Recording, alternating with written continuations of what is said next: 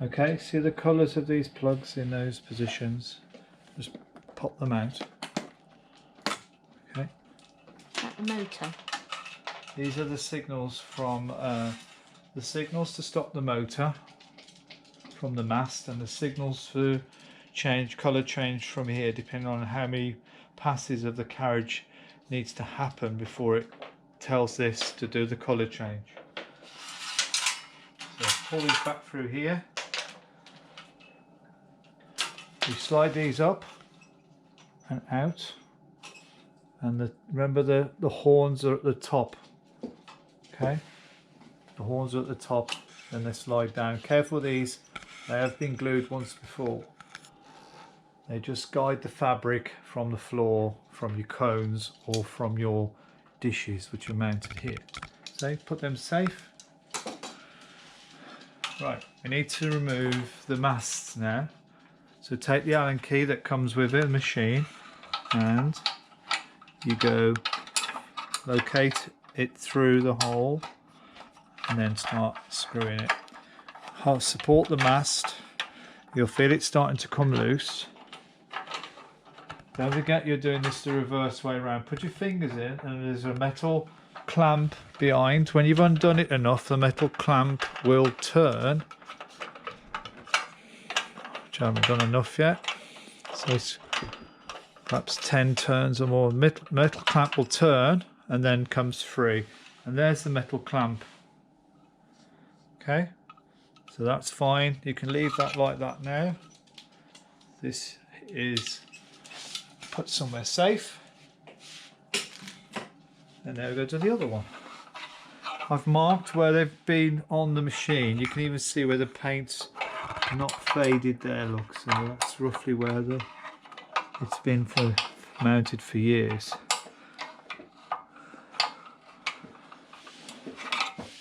Put my glasses on.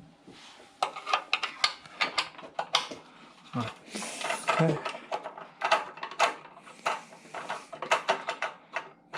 See if the metal piece will turn. Not yet. Before I take this off, oh, it's off now. You need to remove this. Look, there is a plug here. It pulls out, okay, and then this part here, squeeze that, pull up that way. Okay, so put this safe. Allen key. Remove the Allen key. Final plug that's attached to the form computer. Just a DIN plug that pulls out. Okay. And then that cable's free, because that's in the mast, look. That's in the mast. That's where the signals for the locks are sent back to the form computer. Put this somewhere safe. So remembering the mast with the cables on is in this position here, nearest the form computer. Now we'll take the form computer off. Now the form computer has a mains plug. Here's the mains plug. Right, and I think it's attached to here is the same. Again with a clamp and an Allen key. Now this is you have to be careful of this. It's a little bit more heavier, might need somebody to hold it for you. We undo it till the clamp comes free. And then it turns and then should come off. And again, I've marked the position on the bed where it was. Okay. Now this is critical. Do not drop this. Keep it covered when you're not using it, keeping the dust out. Don't have it in direct sunlight. Look after it, because that's the brains of all the different patterns that this machine can do. Now what we're going to do is tidy this cable up by just looping it round here. I haven't done a very good job of that, sorry. Around here a few times, and then pop those leads through there like a knot. Just keep that tidy. We're just going to remove this plug from the what do we call it, the motor. That just pulls out of there. This is the pedal and the power lead for that. Okay, let's store that somewhere safe. So now what we're going to do is what we're thinking of doing for transportation, we're going to leave the locks attached to this to the beds, and we're going to take the beds off the feet, or we call it the legs, off the stand. So if you want to come around this side, Karen, I can slide this across there. Right, there's two clamps under there. First of all, the stand has got an R on this side and an L on this side. That's left and right. Okay, so that's the right way around. The back panel is the back. Let's remove this racking handle. I think it just pulls out. Just pulls out. Store it somewhere safe. When you put it back in, it can only engage with the flat there into the racking position. Okay. So now we're going to undo these two clamps. There are two simple, what look like G clamps, and there's the one. Now the important one is this side, because it has the little the wall clamp for you. So when you pull the wall down below here, you slide it up there and it's caught in this clamp. And you need, it's usually on the right hand side.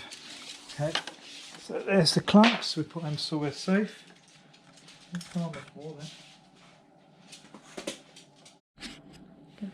There's two bolts through two pieces of metal here. Now I've just slackened them off with a plain screwdriver, flat blade screwdriver, and I'm using my finger to hold the nut at the back. But I'm not sure how we get the nut at the back, so I'm going to undo it. Let it drop. There you go. I've just caught it. And do the same this side.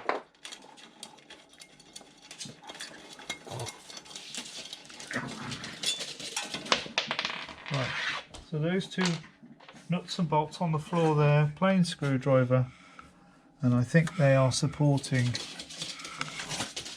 attaching, that's right, look, the bed to the legs, and we're ready to lift it off.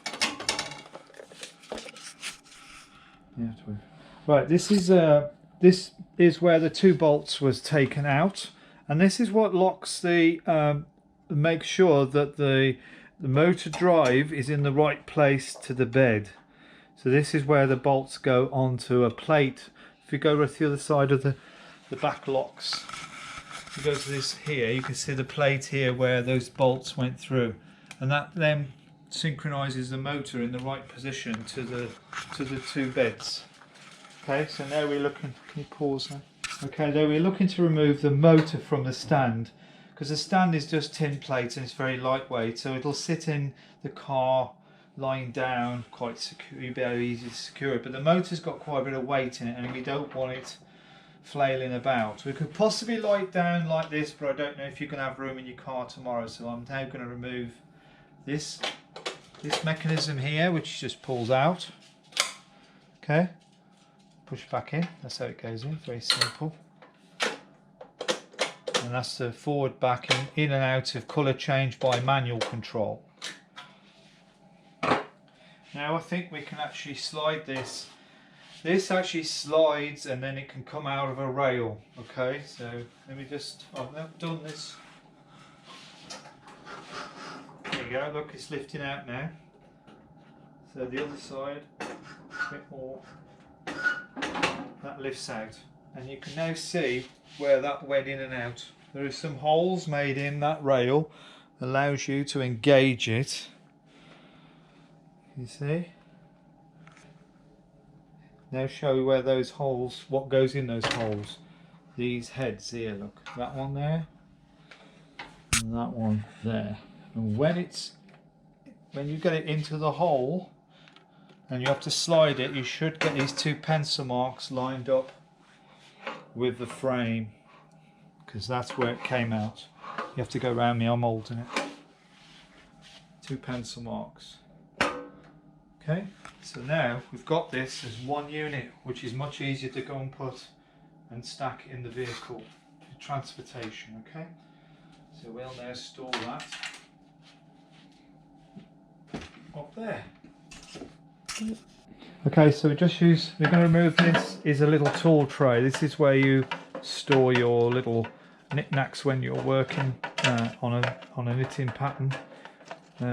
Transfer tools. So it's just simply removed. It's only plastic. If you didn't remove it, it would break. So we'll put now everything together, all the loose parts.